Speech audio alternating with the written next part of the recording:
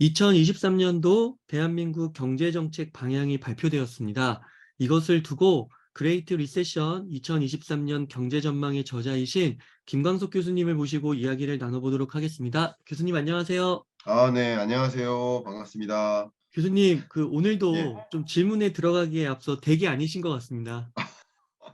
바쁩니다, 지금. 예, 지금 강연 왔고요. 네. 대기 중인데 너무 중요한 자료가 또 발표가 돼서 또 웅달 책방에서도 제 경제 읽어주는 남자 TV에서도 이 자료는 충분히 빨리 즉시 분석해서 공유될 만하다 생각이 돼서 네. 예, 지금 빨리 이거 한 30분 마무리하고 들어가야 됩니다. 아, 네, 교수님. 예, 그럼 빨리 네, 본론으로 들어가도록 네네. 하겠습니다. 저희 집 아닙니다. 너무 이렇게 좋지 않습니다. 네. 네. 네. 그 정부가 방금 발표한 내년도 이제 경제정책 방향 네. 전반에 대한 한번 총평을 좀 부탁드리겠습니다. 일단 그 정책 방향을 보면요. 이게 이 경제 정책 방향을 이제 발표할 때마다 이 두 가지 포인트가 있다고 생각하시면 좋겠습니다. 하나는 기획재정부가 생각하고 있는 내년 경제 어떨까? 그 경제 전망에 대한 컨셉이고요. 이따가 자세히 말씀드리겠습니다만 1.6%로 전망했어요. 아, 23년을. 근데 이것은 제가 느끼기에 제가 어떤 특정 정치 편에 서서 말씀드리지 않는 건 잘 알고 계시리라 생각이 됩니다. 근데 그 정치적인 거 상관없이 역대 어떤 그 기획재정부에서 발표하는 경제 전망치고는 굉장히 내년 경제를 좀 하방으로 보고 있다. 어, 이런 생각을 좀 했어요. 어, 네. 어떻게 좋게 표현해 보면 객관적으로 23년 경제를 보려고 판단하고 있는 것 같다라는 생각이 들고요.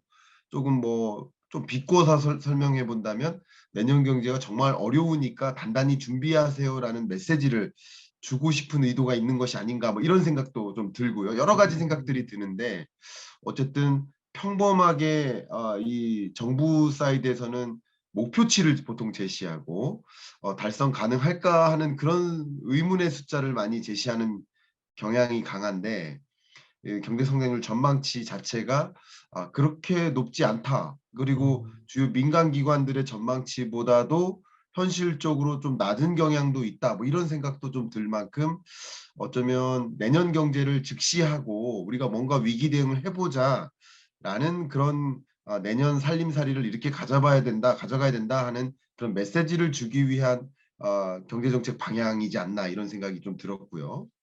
그리고 총평을 해본다면 내년 경제정책 방향의 핵심은 어쨌든 23년 경제가 제가 여러 분께 말씀드렸듯이 스태그플레이션의 그 정의에 부합하는 그런 모습이에요. 그만큼 고물가와 음, 저성장이 같이 맞물리는 경제예요.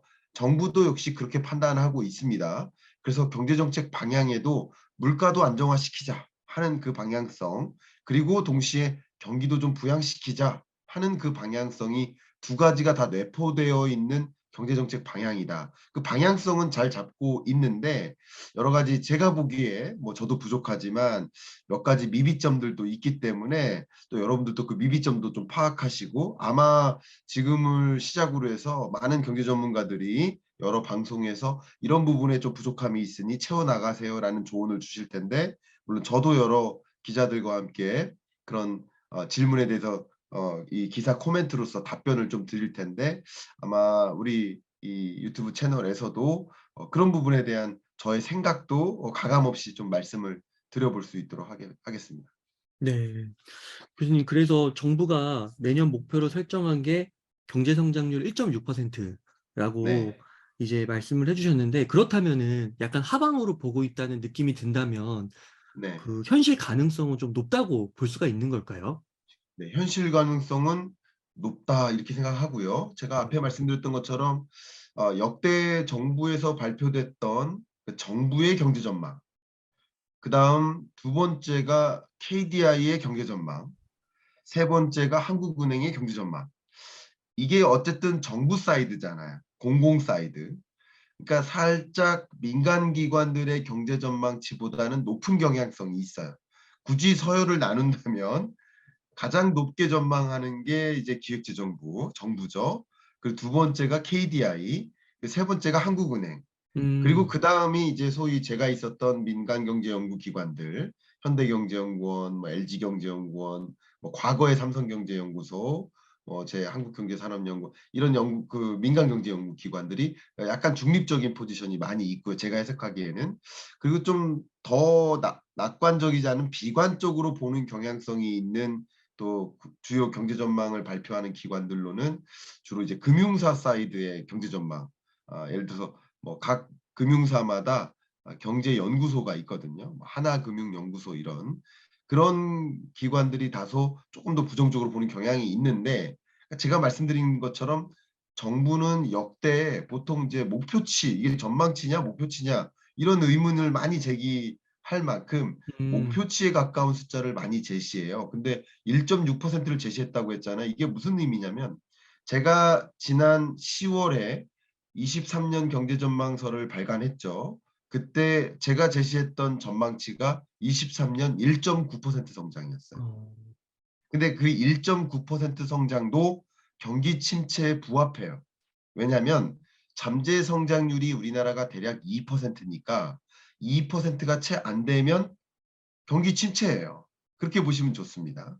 그러니까 올해는 22년이 2.2% 그리고 내년은 1.9% 경기 둔화해서 경기 침체로 간다라고 본 거예요. 제가 뭐 굉장히 하방으로 보는 게 아니라 나름 긍정적으로 보는 거예요. 결과적으로. 왜냐하면 11월에 KDI가 경제 전망치를 발표했는데 1.8%, 한국은행이 지지난주에 경제전망 발표했는데 그게 1.7%예요.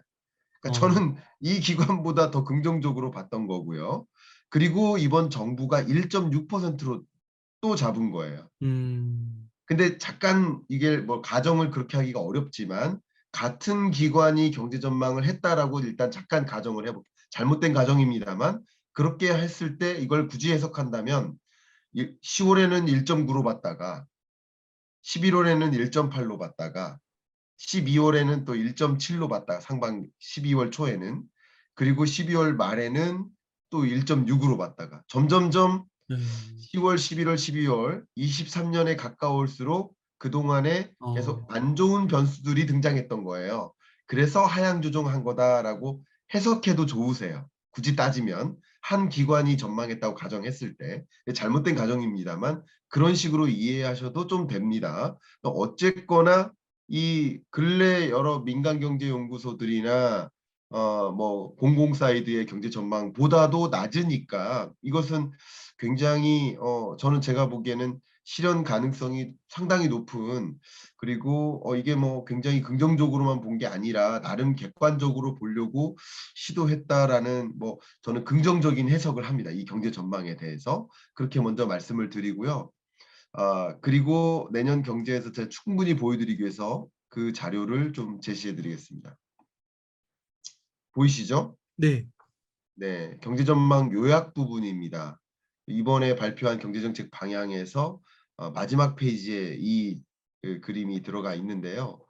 기본적으로 여기 실질 GDP가 경제 성장률이라고 보시면 좋아요. 전년 동기 대비 얼마나 커졌나. 21년에 4.1%로 나름의 상당한 회복이 있었다. 이렇게 어, 보시고요. 22년에 연간이 2.5%로 그래도 성장세가 많이 둔화됐지만 그래도 버텼다. 뭐 이렇게 볼 수 있겠죠. 근데 23년은 1.6%로 많이 하향 조정됐다. 이렇게 해석이 네, 될 수 있습니다. 근데 각 부문별로 볼게요. 보면 민간 소비도 많이 꺼지고요. 그죠? 어, 4.6, 2.5. 설비 투자는 22년에도 마이너스였는데 23년에는 더 큰 마이너스. 아, 이게 세모가 기업들은 마이너스예요. 예, 정부는 마이너스로 표시를 해요. 아, 그러니까 마이너스가 약간 부정적인 의미가 있다라고 해서 이게 전통적으로 왜 그런지 모르겠는데 전통적으로 마이너스라는 표시를 세모로 표시를 합니다. 이것도 깨알 정보네요. 굳이 따지면. 그러니까 이 민간 기업들이 설비 투자를 크게 위축시켜 나간다는 뜻이에요. 근데 22년에도 마이너스였는데 거기에서 또 추가적인 마이너스라는 것은 기저효과가 나타나도 평범하게만 그냥 설비 투자해도 플러스 큰 플러스일 어, 텐데 마이너스에서 또 다른 마이너스니까 이건 엄청난 마이너스입니다. 같은 관점에서 건설 투자도 마찬가지죠. 어. 왜? 부동산 경기가 꺼질 거라고 생각하니까 기업들이 뭐 주택 건설 많이 소극적으로 해요. 이미 약속했던 것만 하는 것이고 추가적으로 토목 건설이라든가 이런 것을 안 해요. 그런 것들이 반영된 게 이 건설 투자죠. 그리고 뭐 지재 투자는 여러분 그냥 R&D 같은 컨셉이라고 생각하시면 좋은데 전체 GDP에서 차지하는 비중 자체가 작기 때문에 보통 표시하지 않는 경우도 많습니다. 저도 표시를 안 합니다. 그냥 해석을 도와주는 거고요. 취업자 증가폭을 보면 22년 한 해 81 이렇게 쓰여 있잖아. 81만 명 증가했다는 거예요. 21년보다. 근데 10만 명으로 많이 증가세가 주춤해지죠. 어. 이런 것을 보면 또 이게 많이 고용 상태가 이제 안 좋아지기 시작한다라는 것을 좀 나름 보여주는 거고요. 또 우리가 주목해야 되는 거는 또 물가죠. 물가가 22년에 5.1% 폭등했죠. 그런데 23년에도 2%라는 그 목표 물가에 부합하게 안 떨어진다. 이렇게 설명하는 거예요. 이 경제 전망 요약을 보면 어쨌든 전반적으로 고물가 기조는 유지되고 경기는 좀 꺼져간다. 이렇게 생각을 할 수 있겠고요. 그런 면에서 좀 해석을 해볼 수 있는데 이 경제 전망에 제가 그냥 어떻게 보면 좀 지적을 해본다라고 한다면 내년 경제가 소비가 둔화할 거라고 봅니다. 왜냐하면 금리가 올라가지고 우리의 소득도 좀 위축되고 고용도 안 좋으니까. 그리고 실질 소득은 더 크게 줄어들죠. 제가 말씀드렸던 것처럼. 왜냐하면 물가가 높으니까. 그러니까 소비할 여력이 위축되고 지금도 소비 심리가 많이 꺼져가고 있고. 그렇다고 부동산 자산 가치가 올라갑니까? 고소득 고자산가들은 소득이 없다 하더라도 자산 가치가 상승하니까 소비 심리가 계속 늘어나는 것인데 그것도 어려워요. 그런데 민간 소비가 나름 2.5%나 유지된다? 이것은 좀 아. 강하게 좀 나름 긍정적으로 본 거라고 저는 개인적으로 생각을 합니다. 그런 관점에서 좀 뭐 가감을 해볼 수 있는데 1.6%가 달성되기 어려울 수도 있습니다. 그렇게 어. 달성될 수 있도록 노력해야 된다라는 좀 그 메시지를 좀 담고 있다라는 것도 또 미리 말씀을 한번 드려보겠습니다. 어. 그러니까 이게 민간 소비 그 수치가 네. 2.5가 오히려 쪼금 더 적게 나올 수도 있을 듯한데 저게 이제 네. 높게 나오면서 실질 GDP가 1.6 으로 나온 거네요. 네 맞습니다. 정말 아. 민간 소비 지난주에 주가가 이렇게 지지난주에 지난주죠. 예 지난주에 FOMC 발표가 있었고 주가가 조정됐는데 그다음 날 또 한 번 조정된 적이 있어요. 그다음 날. 그때 왜 조정됐냐면 미국의 소매 판매가 많이 줄어서예요. 그러니까 소매 판매액이 감소할 줄 알았어요. 감소폭은 전월보다 마이너스 0.2% 정도 소폭 감소할 줄 알았는데 마이너스 0.6% 감소했어요. 근데 미국 경제에서 소비가 70% 정도 차지하거든요. 기여도가. 전체 GDP에서 70%가. 그만큼 소비가 중요한데 그 소매 판매가 강하게 생각했던 거 시장의 기대보다도 더 크게 조정되니까 '산타 랠리를 기대할 수 없겠구나.' 이렇게 하면서 주가가 또 한 번 조정된 적이 있어요. 정확히 지난주입니다. 그런 것처럼 민간 소비가 우리 경제에도 60% 이상 차지하니까 굉장히 중요한데 그나마 버틸 수 있는 것이 민간 소비다라고 이렇게 판단하고 있는 모습인 거예요. 이해가시죠? 근데 네. 이것도 좀 실현되기 어려울 수도 있겠다. 이렇게 말씀을 좀 드려봅니다. 음. 네 교수님. 그러면은 교수님 그 물가, 고용, 경제 성장률 외에 이런 변수들을 좀 보여주신 네. 것 같은데요. 네. 혹시 그 수출도 요즘 네. 굉장히 안 좋잖아요, 수치들이요. 네. 맞습니다. 그래서 수출도 내년도 전망을 좀 볼 수 있을까요? 네. 수출 아까 표를 다시 한번 제시해 드리면서 말씀드리겠습니다. 제 이 마우스 커서가 잘 보이기를 바랍니다. 마우스 네. 커서가 밑에 있죠. 그러니까 네. 밑에 부분이 이제 그 대외 거래에 해당됩니다. 굳이 따지면 여기가 이제 대내예요. 대내. 내수에 해당되죠. 소비와 투자를 더하면 내수고 이게 외수라고 볼 수 있는데 외수가 대외 거래죠. 수출입이라고 볼 수 있습니다. 자, 보시면 그냥 수출만 볼게요. 통관 기준 수출과 수입이 둘 다 마이너스예요. 음. 그러니까 수출이 23년 마이너스 4.5%, 어. 수입도 마이너스 6.4%. 와. 특히 서비스 수지가 많이 마이너스. 이 부분에 대해서 제가 설명을 좀 드려볼 수 있도록 하겠습니다. 기본적으로 이제 수출이 마이너스라는 것은 세계 경제가 글로벌리 경기 침체로 가고 있기 때문에 이런 걸 이제 경기 침체일 때 무역은 더 크게 빠지거든요. 그리고 경기가 호황일 때는 보통 무역은 더 크게 올라요. 이걸 이제 좀 어려운 용어로 무역 탄성치 이렇게 표현합니다. 원래 그래요. 경기가 호황일 때는 무역이 더 크게 증가하는 경향이 있습니다. 근데 우리나라는 자, 글로벌 경기 침체 국면에서는 서로 무역 교역 규모 자체가 이렇게 줄어드는 국면이니까 더 탄력적으로 떨어지는 국면이라고 생각하시면 좋아요. 그런데 말이죠. 우리나라는 더 크게 조정되는 거예요. 왜 그러냐면 제가 지난번에 말씀을 드렸었던 것 같은데 우리나라의 수출 구조 자체가 내구재 중심이기 때문에 물론 내구재나 소비재면 내구재 중심 그리고 우리나라의 주요 수출은요. 전체 수출액에서 약 85%가 생산재와 중간재예요. 우리나라는 그 완제품을 수출하지 않아요. 우회 수출 구조를 많이 갖고 있으니까. 그러니까 굳이 따지면 우리가 이제 반도체를 수출한다는 게 바로 그거죠. 중간재지 반도체를 우리 돈 주고 사본 적 없으시잖아요. 그러니까 완제품이 아니에요. 소비재가 아니란 뜻이에요. 근데 그 소비재 중에서도 우리는 내구 소비재를 판매해요. 주로. 대외적으로 수출할 때는. 자동차 이런 것들이죠. 자동차 부품은 중간재. 그리고 생산재를 많이 수출하죠. 조선 철강, 석유화학 뭐 이런 것들인 거예요. 굳이 따지면. 그러다 보니까 이게 경기에 더 민감해요. 우리나라 수출 음. 구조가. 제가 수출 구조가 잘못됐다는 뜻이 아닙니다. 왜냐하면 경기 호황일 때는 더 수출이 좋아요. 근데 경기가 침체일 때는 더 취약하다는 거죠. 더 탄력적이다라는 거죠.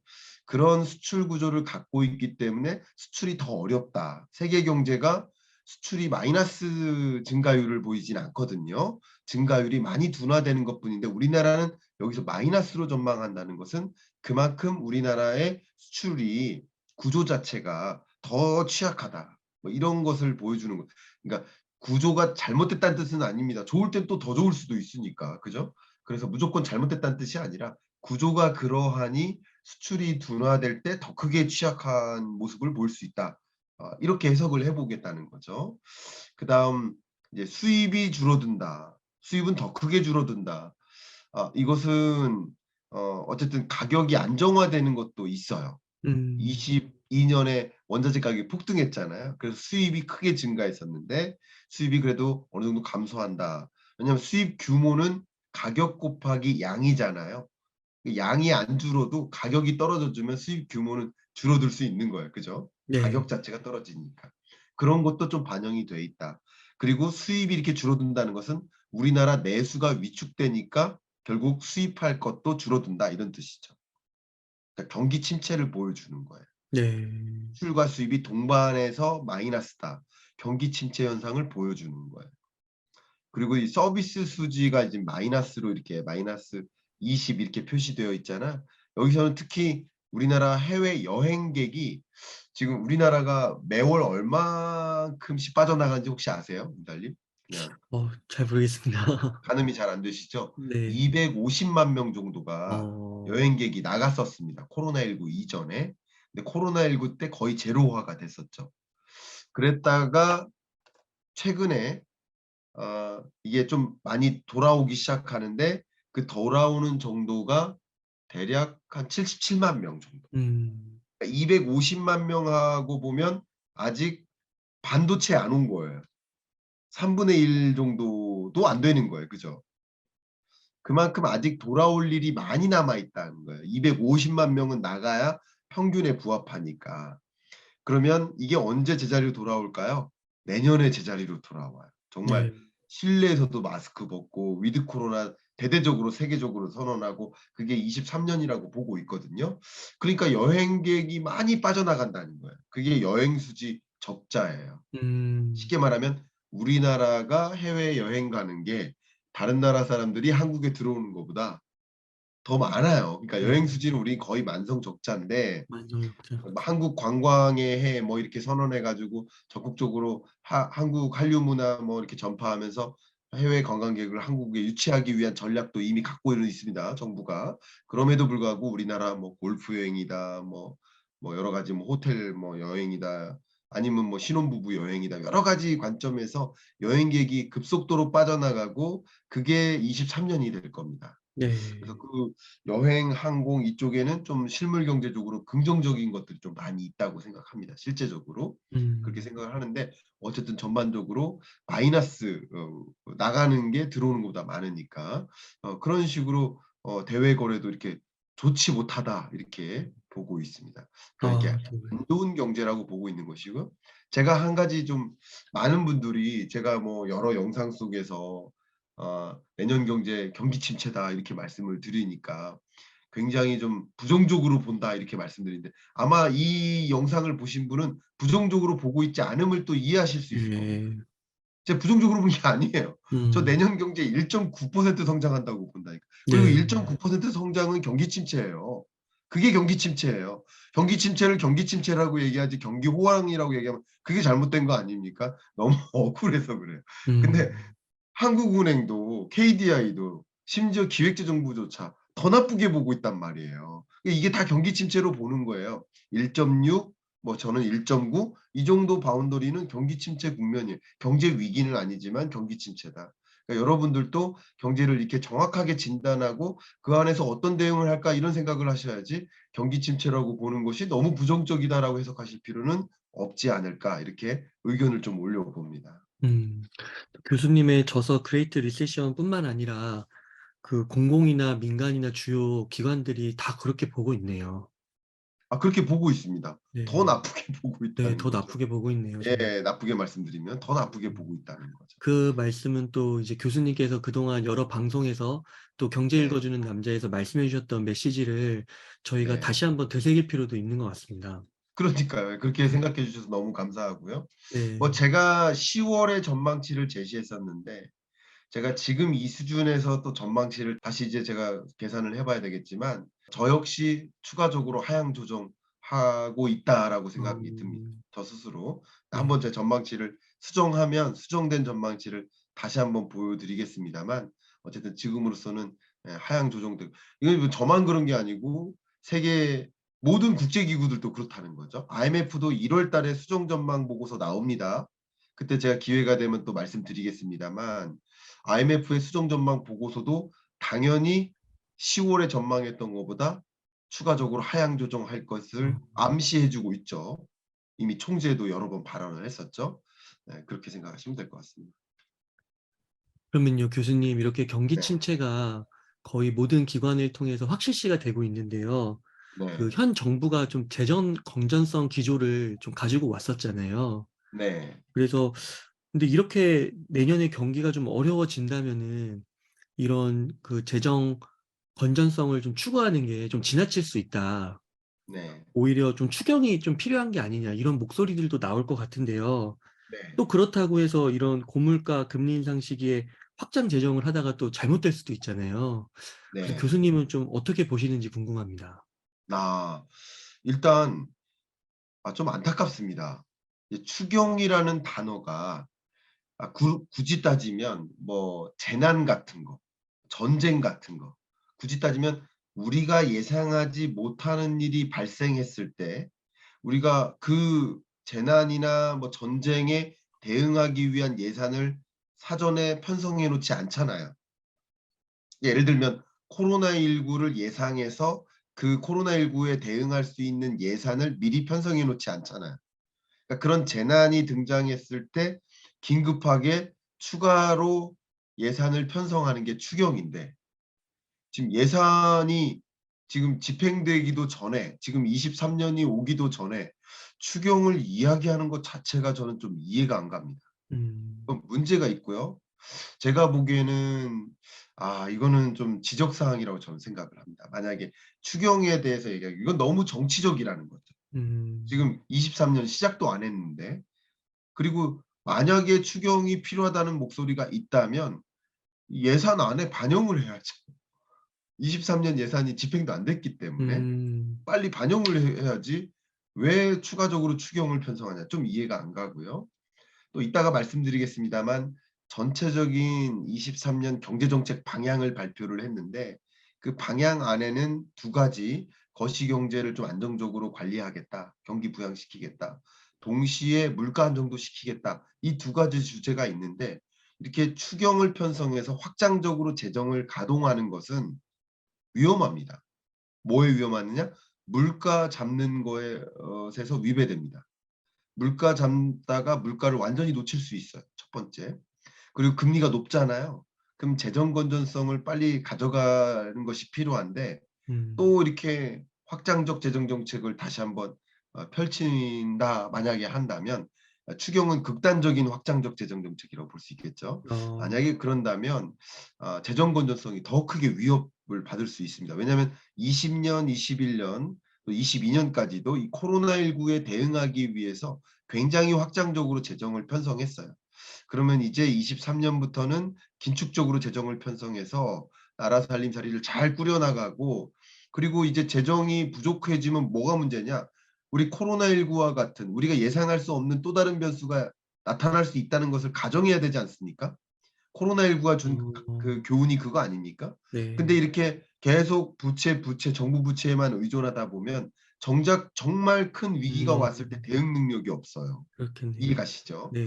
그런 것들도 23년은 재정 건전성도 강화하고 동시에 물가도 안정화해야 된다. 이것에 초점을 잡아야 되기 때문에 '추경이 필요하다.'라는 것을 그걸 목소리를 내는 것부터가 '너무 정치적인 게 아닌가.' 하는 생각을 저는 개인적으로 갖고 있습니다. 그러니까 네. '추경의 개념하고도 좀 부합하지 않는다.' 저는 개인적으로 그런 생각을 하고 있습니다. 그러면요 교수님 이렇게 저성장 전망은 계속 나오고 있는데요. 네. 정부가 좀 어떤 것에 좀 초점을 맞춰 가지고 내년에 좀 정책을 펼쳐야 할까요? 네. 그 부분을 이제 제가 자료를 좀 제시해 드리면서 말씀드리겠습니다. 이게 어쩌면 23년 경제정책 방향을 그림으로 한눈에 보기 좋게 표시해 놓은 그런 그림이라고 볼 수 있겠고요. 그러니까 저의 바람을 떠나서 정부가 어떤 생각을 갖고 있는지 이 그림에서 명확히 좀 드러날 거라고 보고 있습니다. 여기서 뭐 제가 나름대로의 제가 절대 어떤 정치적 편향성을 두지 않고 여기서 긍정적인 것과 좀 제가 생각하는 나름의 어떤 지적이라고 해야 될까요? 제가 조심스럽습니다. 저도 많이 부족한데 그러니까 우리는 뭐 저는 그렇게 생각합니다. 저도 지적을 해야 되고 우리 국민 모든 5천만 국민이 한 분 한 분 지적을 해야 그래야 더 나은 방향으로 간다라고 생각을 합니다. 뭐 저도 이제 어줍지 않은 그런 실력으로 이렇게 말씀드리기 좀 죄송스럽습니다만 그런 말씀도 좀 한번 드려보도록 하겠습니다.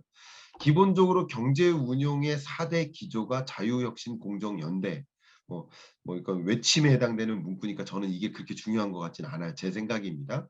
어쨌든 기본적으로는 위기를 극복하자. 내년 경제가 어렵다라고 전제를 한 거예요. 네. 말씀드린 것처럼. 어려운 국면이다. 그러니까 극복하기 위한 방향성을 가져보자. 그리고 경제도 제대로 요약해보자. 왜냐하면 2020년에 어려웠었고 나름 반등하려 하다가 22년에 정말 또 어두웠는데 23년 또 어렵잖아요. 그래서 23년 이후엔 좀 한번 재도약해보자 하는 미래적 음. 지향적인 방향도 같이 가져가고 있다. 이런 목표 설정 저는 아주 의미 있다라고 저는 생각을 합니다. 뭐 저는 감히 상상할 수도 없지만 그 자리에 계신 분이라면 당연히 이런 방향성을 제시해야 된다라고 생각을 합니다. 근데 그 방향성이 이제 크게 네 가지예요. 네 가지를 잠깐 요약해 본다면 거시경제가 불안하잖아요.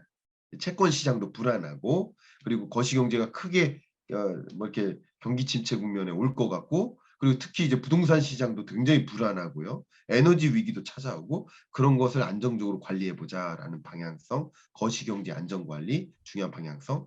두 번째는 특히 이제 물가 문제 때문에 민생 경제가 피폐해질 것이다. 제가 그토록 강조했던 가난해질 것이다. 23년은 가난해진다. 가난해진다는 이유는 물가가 안정되지 않아서 그리고 그렇기 때문에 생계비가 너무 부담이 돼서 그리고 더군다나 이 금리도 올라가니까 너무나 힘들어지고 소상공인 어려워지고 또 고용도 불안해질 것이다. 이것을 이제 전제로 깔고 그런 부분을 챙겨보겠다 하는 그 방향성이 또 담겨 있습니다.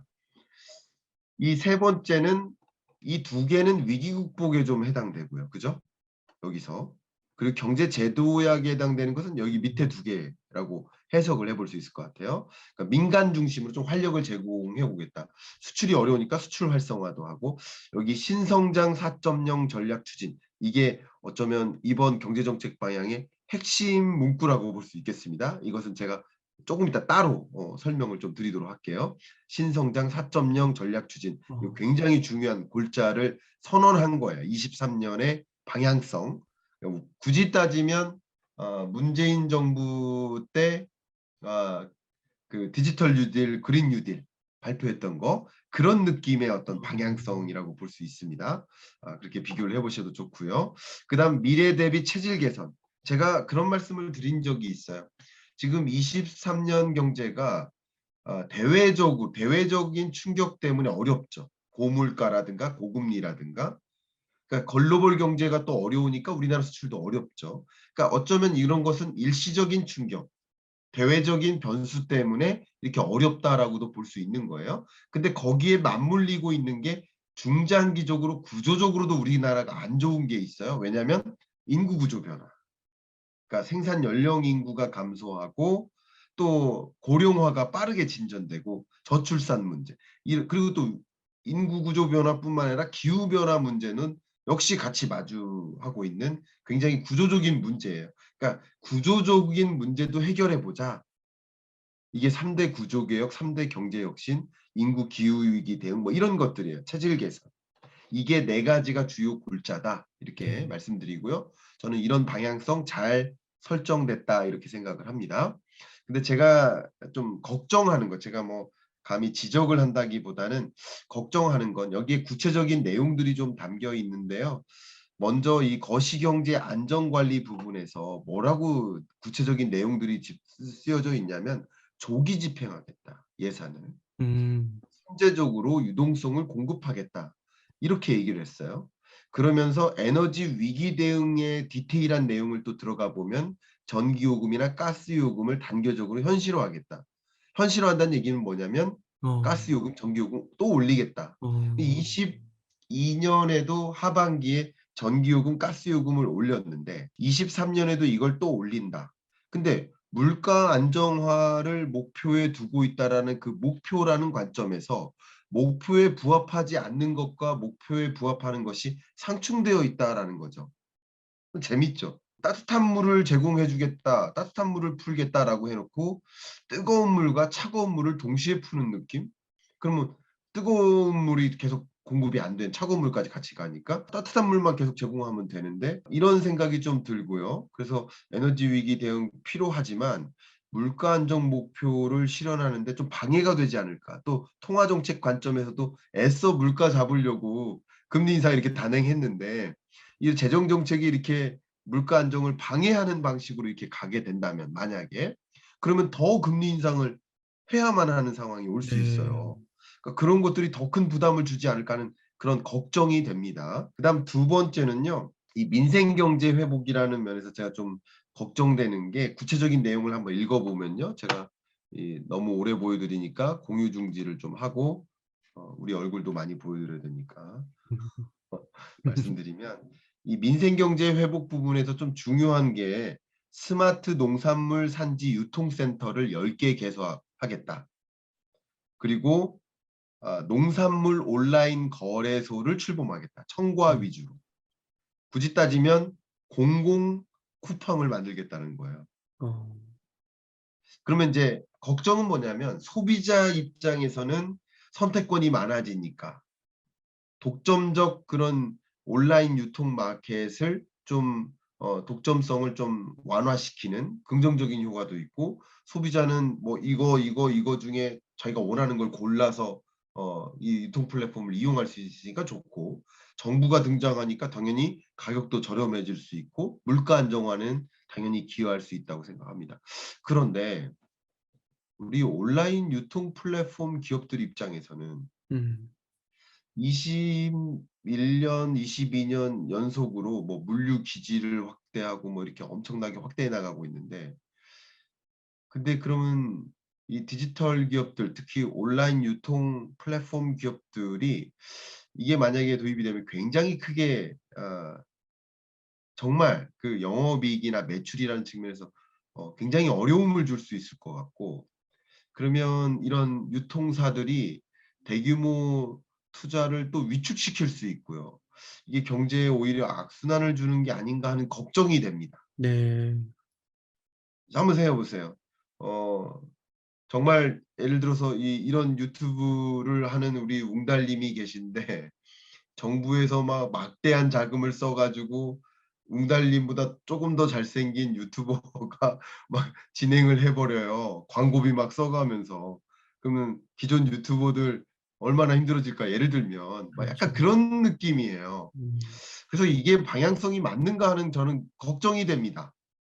이게 약간 뭐 소비자의 선택권을 강화한다는 측면에서는 긍정적인 것이 있지만, 그리고 물가를 좀 안정화시키는 데도 기여할 수 있는 부분들이 좀 있겠지만, 이게 어떻게 보면 약간 '사회주의로 가는 모습이지 않을까.' 뭐 그런 생각이 좀 듭니다. 걱정이 듭니다. 그런 걱정. 그 어 기업가 정신이 많이 꺾일 것 같아요. 그렇죠. 음. 23 년에 설비 투자가 위축된다고 했는데 더 위축시켜 버리는 거예요. 음. 그러니까 이런 게 경기 부양과 물가를 같이 잡아가는 데 있어서 하나는 생각하면서 하나를 놓치고 또 하나를 생각하면서 하나를 놓치는, 그 하나의 어떤 그 음식 안에서 이게 조화가 안 되는, 맛의 조화가 안 이루어지는, 그런 것이 아닌가 하는, 저는 그런 해석을 좀 해 봤습니다. 네. 네. 그런 생각이 듭니다. 아 네. 이게 참 뭔가 이렇게 어렵고 힘들 때는 더 네. 좀 주도적이고 기업가적 정신이 좀 발휘가 돼 가지고 네. 더 이 불황을 탈피하기 위한 그런 것들이 좀 생겨야 되는데 어떻게 보면 좀 힘이 빠지는 그런 네. 것일 수도 있고, 미래에 네. 창업하고 기업을 만들려고 하시는 분들이 만약에 내가 이렇게 열심히 했는데 결국에 또 이렇게 공공이 들어온다고 하면 네. '뭐 하는 걸까?' 이렇게 또 회의감이 많이 들 것 같기도 그러니까 하고요. 안타까워요. 이게 네. 또 왜 그러냐면 여기 이게 핵심 골자가 민간 주도거든요. 음. 민간 주도인데 정부가 그거를 한다. 어. 이제 한번 생각을 해 봤으면 좋겠습니다, 이 부분은. 음. 그러면 정말 우리나라 유통사들 정말 힘들고요. 그러면 어떤 문제가 생기냐면 국제 경쟁력이 또 축소돼요.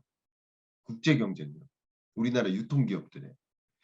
그러니까 뭐 제가 기업 편도 아니고 여러 가지 우려도 있으니까 뭐 이 영상이 뭐 잘 공유되어서 어 정책 당국이 정말 더 좋은 건전한 우리 경제를 잘 이끌어갈 수 있는 그 정책을 만들어 나가는데 쪼끔이나마 좀 생각의 기회를 좀 갖게 되는, 뭐 저도 부족한 게 많이 있지만 뭐 쪼금이나마 저도 의견을 좀 올려봅니다. 교수님, 거시경제 안전관리 부분에서요, 한 가지만 좀 더 여쭤보겠습니다. 네. 거기에 부동산 시장 연착륙이 나와 있더라고요. 맞아요. 근데 이 부분이 정말로 어떻게 보면 저희 국민들 대다수 거의 전부에게 해당되는 이슈일 것 맞아요. 같아서요. 맞아요. 지금 현재 부동산 자산 시장의 연착륙을 위해 규제를 하나하나 풀고 있는데, 네. 이번에 또 발표된 이 정부 전망을 보니까 큰 틀에서는 밝지가 않은데, 네. 규제가 풀리고 밝지가 않은데, 그렇다면 내년에는 좀 어떻게 좀 네 진행이 네. 될지, 좀 반등은 할 수 있을지 요런 게 좀 궁금합니다. 그러면 이제 내년에 국토교통부의 부동산 정책 방향을 어느 정도 가늠할 수 있는 기회인 거예요. 그러니까 정부가 내년 나라 살림살이를 이렇게 해 나가겠다라는 그런 발표이니까 역시 그런 것들도 여러분 읽으실 수 있는 기회가 되면 좋겠습니다. 부동산 시장을 연착륙시키겠다가 골자예요. 그럼 다른 말로 부동산 시장이 경착륙될 것을 우려하고 있는 모습인 거예요. 음. 경착륙된다는 얘기는 그냥 부동산 매매 가격이 조정되거나 하락하는 게 아니라 폭락으로 어. 이어지기 때문에, 그것은 또 다른 불안한 거시 경제를 불안정하게 만드는, 특히 이 미분양 주택이 해소되지 않고 급격히 늘어나면 정말 건설사들도 이제 쓰러질 수 있고요. 자금을 뭐 쉽게 말하면 대출받아서 못 갚는 그 건설사들이 발생하는 거니까. 그렇게 되면 이제 몇몇 건설사들이 또 도산하고 그러면 이 실물 경제에 엄청난 충격을 줍니다. 그러니까 그런 여러 가지도 생각을 하는 거죠. 그래서 기본적으로 경착륙이 아닌 연착륙을 만들자. 연착륙도 뭐예요? 23년 부동산 시장이 어렵다라는 것을 보이는 거죠. 떨어질 것이라고 음. 스스로 생각하고 있는 거예요, 어. 기본적으로. 그죠? 음. 연착륙의 의미가 그거잖아요. 음. 우당탕탕 떨어지지 않고 그래도 완만하게 떨어지자라는 느낌이잖아요. 그래서 기본적인 골자는요. 규제를 정상화하겠다입니다. 그러니까 지금 도입해져 있는 이 부동산 규제 있죠. 뭐 세제와 관련된 거, 뭐 취득세라든가 양도세라든가 이런 세제와 관련된 부동산 규제, 그리고 또 중요한 게 금융 규제죠. 대출 못 받게 하는 규제. 이런 규제들이 사실은 부동산 가격이 이렇게 상승할 때 주로 2020년 그때쯤에 많이 도입됐었던 거예요. 그래서 부동산 매매 가격 너무 폭등하는 것을 막자 하는 그런 방향, 안정화하자라는 방향성하에 도입됐던 것인데 이 규제를 정상화하자라는 얘기는 이제 지금 경제는 어울리지 않는다. 부동산 가격이 상승할 때 도입했던 그 규제가 왜 이렇게 하락하는 기조에 계속 유지되어야 되느냐? 규제를 이제 없애겠다라는 방향성입니다. 그럼 대표적으로 첫 번째가 뭐냐면 다주택자 규제 패러다임 전환을 통해서 거래 주체로서의 역할을 강화한다. 이게 어. 무슨 말이냐면 다주택자에게 규제를 완화하겠다. 가장 음. 대표적으로 취득세 중과를 완화하겠다. 이거 중요한 거예요. 다주택자에. 그리고 양도세 중과도 배제시키겠다. 이게 골자예요. 세제를 완전히. 그다음 중요한 게 대출 규제도 완화하겠다. 규제 지역 다주택자에 대해서 뭐 주담보를 금지하는 그런 규제를 갖고 있었는데 주택담보대출 규제를 해지하겠다. 뭐 LTV 뭐 상환도 뭐 30%로 조정하겠다. 뭐 이런 것들이 대출 규제를 좀 많이 완화시키겠다 이런 뜻입니다. 그래서 사고 싶은 사람은 사세요. 이런 뜻이라고 생각하면 좋겠습니다. 살 수 있는 사람은 사세요. 이렇게 해석을 해주시면 좋겠습니다. 그다음 뭐 실수요자에 대해서도 규제를 개선하고 서민의 주거를 이제 부담을 완화하겠다. 이런 여러 정책들도 있습니다. 이런 것들이 대부분 규제 완화에 있다. 근데 규제를 완화하면 주택 가격이 상승세로 전환될까? 어. 그것은 어려워요. 그러니까 어. 너무 강한 하방이니까 다만 이런 정책들이 살 사람은 어쨌든 사자라고 하니까 수요를 증대시킬 수 있는 방법이긴 하겠죠. 그러기 때문에 수요가 어느 정도는 뒷받침될 수 있기 때문에 특히 가격 조정된 거 다 조정됐어라고 믿는 분들은 살 사람 사세요라는 느낌이니까 굳이 따지면 이 하락세가 그나마 조금 또 보합에 가깝게 예를 들면 마이너스 0.5%로 하락한다라는 거 가정했다면 마이너스 0.2, 0.3 이 정도에 가깝게 상승세를 조금 하락세를 너무 강한 하락세를 막자 이런 어떤 정책의 효과는 나타날 수 있겠다. 그렇다고 하락세가 상승세로 전환될 것이다. 이렇게 보지는 않고 있습니다. 음. 그러니까 이게 약간 주가 빠질 때 요렇게 해서 잠깐 올랐다가 다시 내려가는 것처럼 네. 잠깐 뭐 반등 같은 느낌은 있을 수 있지만 전체적인 기조는 하향세라고 좀 봐야겠네요. 네. 그 반등조차도 그냥 플러스로 갑자기 반등된다기보다는 네네. 기울기가 뭐 예를 들어서 마이너스 2%의 기울기였는데 아. 마이너스 1.5로 좀 덜 기울게 만든다든가 그런 효과는 분명히 있을 것이다라고 생각은 합니다. 음. 아 네. 그러면 제가 네 하나 교수님. 말씀 안 드렸던 게 네. 그 신성장 4.0 전략. 아 네. 이 부분은 좀 어쨌든 여러분께 소개를 해 드려야 될 것 같습니다. 네. 이게 이번 내용의 골자이고요. 여기도 역시 긍정과 부정이 있는데요. 여기 이 자료가 잘 보이실지 모르겠습니다. 신성장 4.0 전략을 발표했습니다. 굳이 따진다면 여기 보시는 것처럼 신기술 분야, 그죠? 미래 분야 보시면 미래형 모빌리티, 또 우주 탐사, 또 양자 기술, 미래 의료 핵심 기술, 에너지 신기술 이런 부분에 대한 집중적인 지원해 주겠다. 그리고 일상과 관련된 거 디지털 에브리웨어라고 이렇게 표현되어 있죠. 뭐 정말 차세대 물류라든가 탄소 중립 도시, 스마트 농업, 뭐 그리드 뭐 이런 것들도 마찬가지고요. 초격차를 확보하겠다. 시장을 추가적으로 확보하겠다. 뭐 이런 거죠. 전략 산업 넘버원 달성, 바이오 혁신 뭐 이런 것들이에요. 어쨌든 이런 것 이런 여러 가지 뭐 15가지 프로젝트를 이행하겠다라는 것이 주요 어떤 신성장 4.0 전략인 거고요. 이런 신성장 전략을 발표하는 건 너무 필요하다고 생각합니다. 왜냐하면 기업들이 너무나 위축돼 있고 투자를 위축시키고 고금리 상황에서 사업 규모를 철회하고 현금만 확보하니까 그러면 올해는 버틸 수 있지만 그 후에 이렇게 도약하는 게 어렵거든요. 그죠?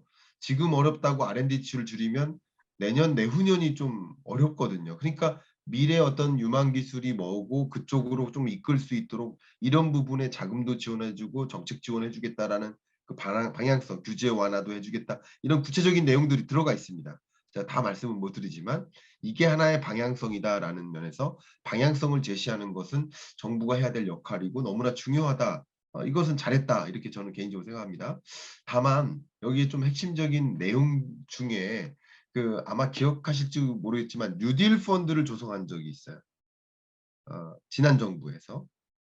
그게 이게 디지털 뉴딜, 그린 뉴딜 사업을 차질 없이 이행할 수 있도록 민간 자금이 그쪽으로 쏠릴 수 있도록 하는 방식이에요. 근데 이번에도 그 신성장 4.0 전략을 추진하는 데 있어서 꼭 필요하다고 생각한 것이 바로 펀드입니다. 펀드. 그게 혁신성장 펀드예요. 그 혁신성장 펀드를 조성해서 자금을 유입시키겠다. 그렇게 해서 그 해당 15가지 분야를 적극적으로 자금이 유입되고 그쪽으로 많이 기업들이 진출할 수 있도록 좀 도와주겠다. 이런 방향성이 있는데 저 걱정되는 것은요. 이 고금리 상황에서 이 펀드로 몰릴까? 그러니까 금리가 낮으면 이쪽으로 투자해 보자 하는 열기가 집중될 수 있는데 과연 몰릴까 하는 걱정이고요. 이 혁신성장 펀드에 대한 구체적인 어떤 방향성, 그러니까 다시 말씀드리면 이 신성장 4.0 전략이라는 방향성을 제시한 건 좋지만 그 방향성대로 국가가 갈 수 있도록 하는 방법론을 제시한 건 좀 너무 좀 뭐라고 해야 되나 구체적이지 않고요. 디테일에 좀 약하고요. 정말 이게 자금이 모일까 하는 의문을 많이 제기할 만큼 아직 구체화된 내용이 많이 없었습니다. 이게 좀 저는 아쉽다라고 또 평가가 내려지고요. 그래서 정부가 발표했으니 좀 이후에라도 뭐 남은 22년 동안에라도 또 아니면 23년 1, 2월에라도 좀 시급히 이 신성장 4.0 전략이 제대로 추진될 수 있도록 정말 혁신성장 펀드로 자금이 유입될 수 있도록 구체적인 그런 방향성을 제공해야 되지 않을까. 과연 이대로라면 성공적으로 그 방법론이 좀 부족해서 방향성대로 가지 않을 수 있겠다는 걱정 그런 게 좀 들고 있다. 이렇게 저의 해석도 좀 말씀드리고 싶습니다. 교수님 오늘도 이렇게 많은 것들을 조언해 주시고 또 때로는 경고도 해 주셔가지고 그 미리미리 조금 중요한 부분에 있어서 대비할 수 있게 해 주셔가지고 너무 감사의 말씀 드리고 교수님 또 이제 가보셔야 되니까요. 끝으로 하고 전화옵니다. 싶으신 말씀이나 강조하고 하고 싶으신 싶 말씀 좀 네. 부탁드릴게요. 좋습니다. 오늘 발표된 이 내용이 정부의 어떤 어떻게 나라 살림살이 하겠다라는 방향성이에요. 그 안에서도 더 구체적인 내용을 좀 들어가 보시면 여러분이 뭐 투자 관점에서도 좀 참조할 내용들이 분명히 있고요. 이게 발표가 되면 저는 걱정되는 것은 걱정입니다. 온라인 쇼핑 플랫폼 기업들의 좀 주가가 또 추가적인 조정이 있지 않을까 하는 걱정이 좀 됩니다. 그 어, 부분이 더 집중 조명될 경우 그럴 수도 있거든요. 그런 것들을 좀 염려케 만드는데 어쨌든 이렇게 나라 살림살이 한다라고 했으니까 여러분들이 예를 들어 취업 준비를 한다. 그러면 나의 어떤 고용이라는 관점에서 커리어를 좀 개발하고 하는 데 있어서 어떤 지원책이 있을까? 여기 있습니다. 여기에 그런 것들이. 그런 것들 찾아서 또 여러분이 뭐 자영업자다. 소상공인이다. 내 기업을 경영한다. 뭐 했을 때 저마다 내가 가져갈 수 있는 좀 기회들이 어떤 부분에 있을까라는 것을 이제 포착하실 수 있는 기회가 있을 겁니다. 구체적으로 이 내용을 읽어보신다면 굉장히 두꺼워요. 이 내용 자체가. 제가 필요하시다면 제 이 자료를 제 블로그에 올려드리겠습니다. 그러면 뭐 이 정부 홈페이지 가서 다운받으셔도 되는데 제 경제일고남자 블로그에서 다운받으실 수 있게 제가 올려드릴 수도 있으니까 좀 한번 읽어보시고 내년을 좀 잘 계획하시는데 좀 참조하시면 어떨까 그런 생각입니다. 네. 오늘은 저희 대한민국의 그 경제 정책을 즉시 분석해 주셔가지고요. 더 마음에 와닿는 그런 시간이 아니었나 싶습니다. 교수님. 그러면 교수님 오늘 인터뷰 한 이 정도에서 마무리하도록 하겠습니다. 네. 이렇게 해서 그레이트 리세션 2023년 경제전망 김광석 교수님을 모시고 이야기를 나눠봤습니다. 긴 시간 동안 유익한 인사이트 많이 나눠주셔서 감사의 말씀드립니다. 오늘 고생 많으셨습니다. 네. 감사합니다.